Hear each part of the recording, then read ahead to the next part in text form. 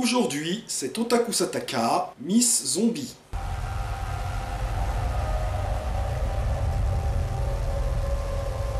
Minasan konnichiwa perfetti Guillaume des. Éloignons-nous un instant du Japon pour retourner en France, et plus précisément à Gérardmer, lieu du Festival international du film fantastique, qui jusqu'en 1993 avait lieu à Avoriaz. D'ailleurs, je ne sais pas pour vous, mais Avoriaz, rien que d'entendre le nom, on était plongé dans une ambiance surnaturelle. Je veux dire, Avoriaz, ça sonnait comme le nom d'un pays étrange, peuplé de créatures fantastiques. Et puis on va sur Google Maps, et ça casse un peu l'ambiance. Mais ça sonne toujours mieux que Gérardmer, d'autant plus que j'ai longtemps cru que ça se prononçait Gérardmer, qui évoque plutôt une station balnéaire pour ceux qui n'ont pas les moyens de passer l'été à Saint-Trope. Mais pour en revenir au Festival international du film fantastique de Gérardmer, parmi les films proposés en 2014, il y avait le film japonais Miss Zombie réalisé par Sabu. Et contrairement à ce qu'avait pensé l'actrice principale quand elle avait entendu parler du projet pour la première fois, le film ne parle pas d'un concours de beauté réservé aux mortes vivantes.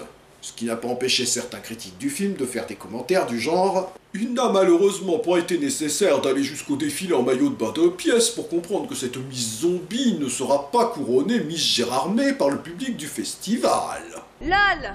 Alors pour info, la dernière fois que l'actrice principale a défilé en maillot de bain de pièces, elle a fini première avec plus du double des voix de la première dauphine, et ensuite le film a quand même reçu un prix.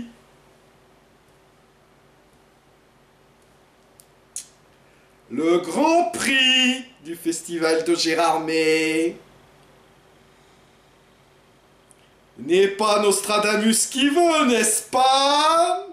Le film a néanmoins assez divisé le public.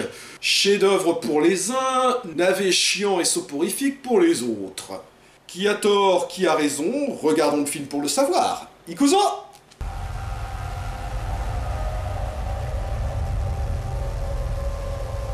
Le film débute sur un homme en cage qui téléphone, probablement à sa femme, pour lui annoncer qu'il sera un tout petit peu en retard pour dîner. Puis le film commence réellement avec une famille qui se fait livrer une zombie en cage, avec mode d'emploi et garantie au cas où. Néanmoins, tout devrait bien se passer, une zombie étant inoffensive tant qu'elle suit un régime strictement végétarien. Et également, il ne faut pas la nourrir après minuit, il ne faut pas l'exposer au soleil, et il ne faut pas la mouiller. Ça pourrait la laver. Cette zombie, la Miss Zombie du titre, vous l'aurez deviné, se prénomme Sarah, et nous la voyons ensuite dans sa maison, entre guillemets, en train de faire de la couture façon Frankenstein, avant de regarder une photo datant de son vivant, photo qui se floute progressivement pour bien montrer au spectateur que ses souvenirs lui échappent. La Miss Zombie du titre est interprétée par Ayaka Komatsu, et on peut dire que le réalisateur a fait preuve d'audace avec ce choix de casting, tant l'actrice est à contre-emploi dans ce rôle de composition, pour ne pas dire de décomposition. Car si son nom ne dira probablement pas grand-chose au public français, il s'agit d'une actrice et d'un mannequin très populaire au Japon, et le rôle qui avait lancé sa carrière, c'est celui-là.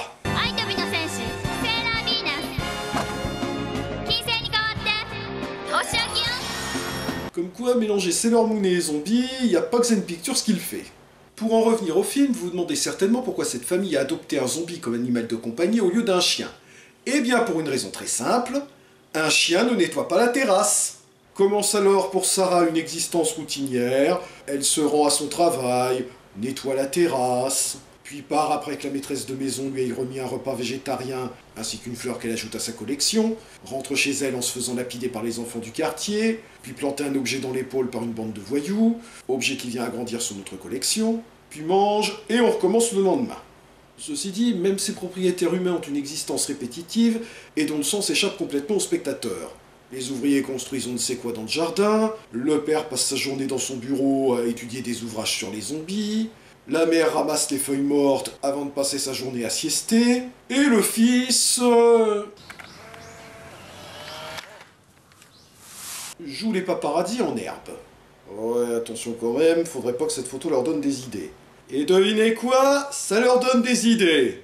Ainsi, alors qu'elle veut nettoyer la terrasse, Sarah découvre que le tuyau d'arrosage n'est plus là, elle va donc le chercher à la réserve et... It's a trap! Je sais pas ce qui est le plus choquant dans cette scène, le viol ou le fait que techniquement c'est de la nécrophilie.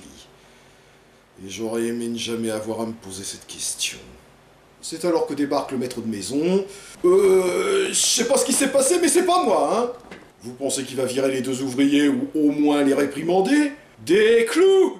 Il veut se la taper maintenant. Mais ils sont tous nécrophiles dans cette baraque, ma parole! Arrive alors l'élément perturbateur du film, le fils se tue accidentellement, et la mère demande à Sarah de le contaminer pour le ramener à la vie. Elle s'exécute, mais le père panique, tente de la poignarder avec un couteau qui traînait par terre, hein, je vois vraiment pas ce qu'il faisait là, et ça marche, le fils revient à la vie.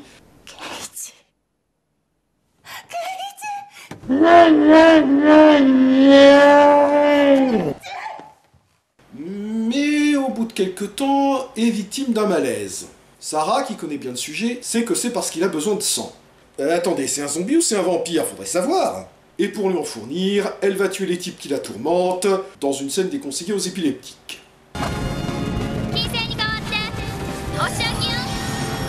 Ah, vous me connaissez, vous saviez que j'allais la faire, celle-là.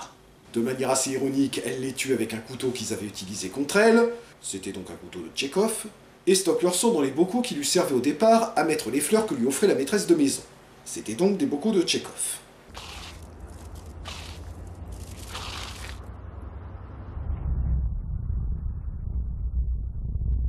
Ah, on dirait qu'il y en a qui ont compris qu'il fallait plus trop la faire chier maintenant. Passant désormais de plus en plus de temps avec le fils, qui la considère désormais comme une mère de substitution, Sarah retrouve progressivement goût à la vie après la mort, ce qui est signifié au spectateur par des changements visuels, comme ses yeux qui redeviennent normaux, et des changements plus subtils dans son attitude, comme sa tête qu'elle tient désormais droite, ou le fait qu'elle fredonne sur son chemin alors qu'elle était jusqu'à présent muette. Inversement, la mère qui voit son fils et son mari s'éloigner d'elle devient de plus en plus zinzin et tente même de faire manger de la viande à Sarah, histoire d'avoir une excuse pour la buter. Vous avez fait tomber quelque chose, maîtresse?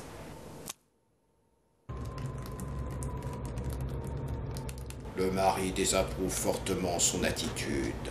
Et quand elle découvre la collection de photos que son fils a pris avec Sarah, c'est la goutte d'eau, elle fonce dans le bureau de son mari pour récupérer la garantie.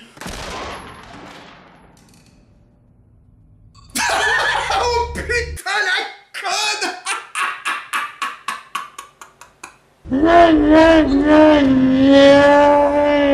Sarah s'enfuit avec le fils, la mère se lance à leur poursuite avec le flingue, bute les deux ouvriers au passage. Je me disais aussi que ces deux-là sont tirés un peu trop à bon compte.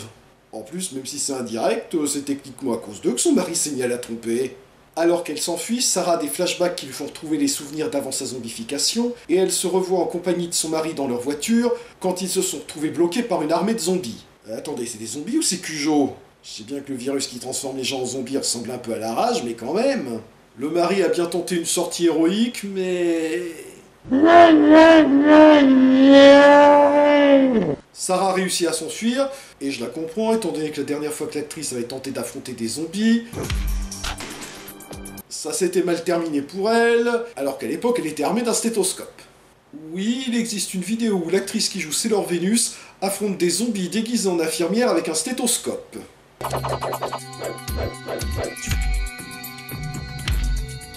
Et il y en a qui se demandent pourquoi j'adore le Japon. Malheureusement, elle fut quand même contaminée et dut abandonner l'enfant qu'elle portait avant d'être emmenée dans un centre de détention pour zombies. Avec ses souvenirs, Sarah retrouve définitivement son humanité et éclate en sanglots, alors que l'image passe progressivement du noir et blanc à la couleur. Ce qui nous rappelle au passage que pour tourner un film en noir et blanc, on choisit des vêtements dont les couleurs rendront bien en noir et blanc, mais qui sembleraient atroces en couleur réelle. Comprenant que son fils lui a définitivement échappé, la mère se suicide, mais l'intensité dramatique de la scène est complètement gâchée par...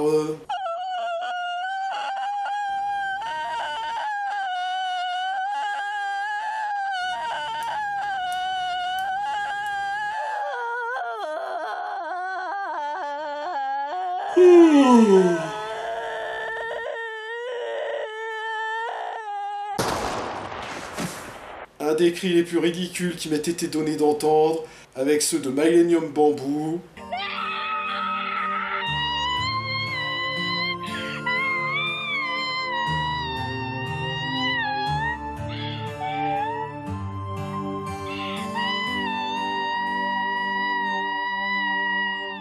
De Jigoku Shoujo.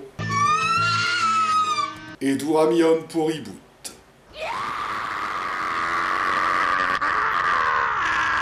Le fils tente de contaminer sa mère sans succès, et c'est donc Sarah qui se dévoue pour la ramener à la vie. Bon, ok, j'ai déjà posé la question, mais c'est des zombies ou c'est des vampires? Accomplissant ainsi un ultime acte d'humanité, en sacrifiant son bonheur pour celui d'un autre. On repasse au noir et blanc alors que la mère et le fils sont enfin réunis, tandis que Sarah fait la seule chose qui lui reste à faire.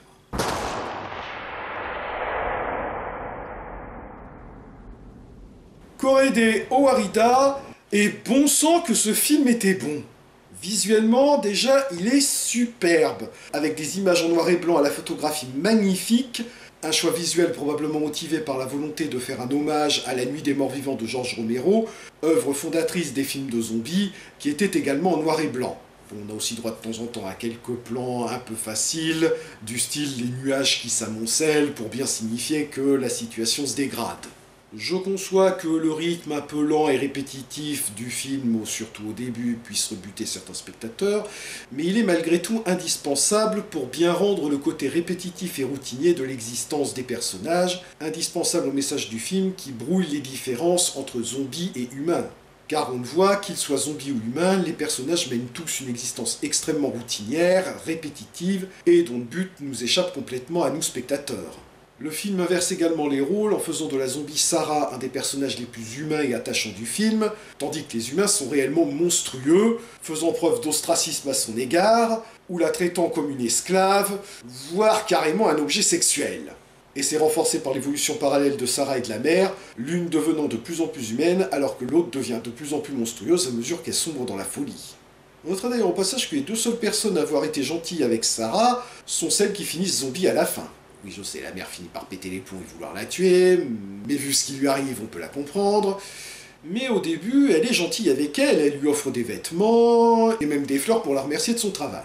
Le film se paye même une fin un peu ambiguë, qu'on peut voir comme une fin triste, avec l'héroïne qui a retrouvé son humanité mais qui se voit refuser le happy end au dernier moment, ou comme une fin heureuse qui voit un fils et sa mère enfin réunis. Même si maintenant qu'ils sont tous les deux des zombies et qu'en plus la mère a tué 3 personnes de son vivant, on se dit que leur existence risque de ne pas être très très rose. Niveau casting, Ayaka Komatsu s'en sort très bien dans un rôle à contre-emploi et assez difficile car il est pratiquement muet. Et avec un jeu extrêmement sobre, elle arrive malgré tout à nous faire ressentir toute la mélancolie de son personnage. Bien aidée par un maquillage absolument nickel, qui arrive à l'enlaidir tout en lui conservant une certaine beauté. Un peu moins convaincu par contre par l'actrice qui joue la mère. Certes, au début tout va bien, mais à partir du moment où elle pète les plombs, elle part dans un surjeu total qui fait flirter le film avec le comique involontaire. Mais pour moi, le plus gros défaut du film, ce sont les incohérences concernant le fonctionnement du virus qui change les gens en zombies. On nous explique au début que les zombies sont inoffensifs dans les premiers stades de la maladie et que tant qu'ils suivent un régime végétarien, ils ne deviennent pas agressifs. Et les personnages de Sarah, ainsi que le fils et la mère, une fois zombifiés, nous montrent qu'ils conservent pendant un moment une partie de leurs souvenirs et de leur comportement humain. Et inversement, le mari de Sarah, à peine contaminé, passe aussitôt en mode « cerveau ». De même, le fils a besoin de sang pour vivre alors que Sarah apparemment non. Les règles ne sont pas établies de manière cohérente et ça nuit un peu à la vraisemblance du film. Mais comme ça n'impacte pas trop l'histoire, on ne le remarque heureusement pas trop à la première vision. C'est juste après, quand on a fait chier, qu'on se dit « Ah mais une seconde, mais ça colle pas ça !» Tiens d'ailleurs, une autre incohérence. Pourquoi Sarah doit-elle faire un tel trajet pour rentrer chez elle? Ne serait-il pas plus logique qu'elle loge dans une dépendance de la maison de ses propriétaires? L'histoire de cette famille décomposée risque donc de ne pas plaire à tout le monde, mais pour moi, malgré les quelques défauts que j'ai cités, on n'est pas loin d'un chef-d'œuvre. Et je vous encourage à le regarder, ne serait-ce que pour vous faire votre propre opinion. Comme d'habitude, si cette vidéo vous a plu, n'hésitez pas à la partager ou à la pouce vériser ou à me soutenir financièrement par un don sur mon compte Tipeee. Et n'oubliez pas que vous pouvez retrouver mes critiques écrites sur Casse Critique pour les bandes dessinées et Tokuona pour les séries, comme Cutie Oni, la version live de la célèbre androïde transformiste créée par Go Nagai, dont le dossier a dernièrement été mis à jour. Jane!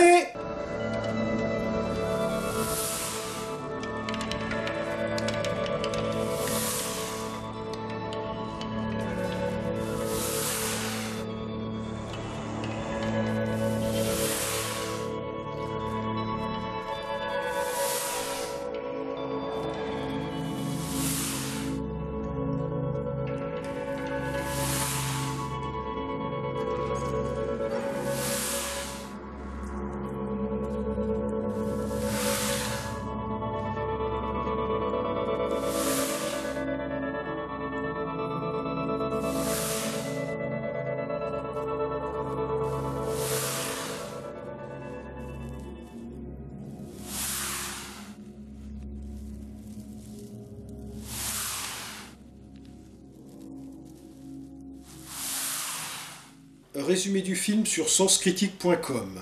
Teramoto découvre une femme effrayée, le corps couvert de bleus et de cicatrices. Devenue zombie, elle ne peut pas parler, ne se souvient de rien. Vous savez les gars, à un moment ça se voit que vous avez pas vu le film dont vous parlez.